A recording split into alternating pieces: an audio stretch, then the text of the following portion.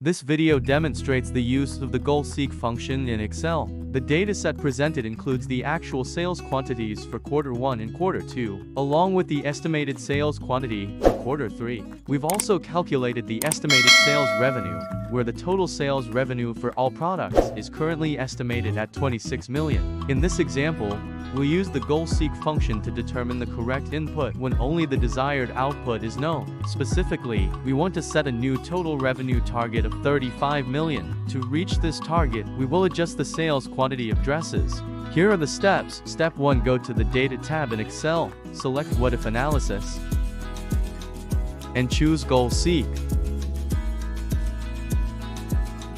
Step 2. Set parameters.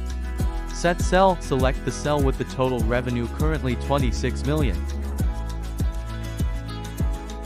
To value, enter 35 million as the target revenue. By changing cell, select the cell with the sales quantity for dresses.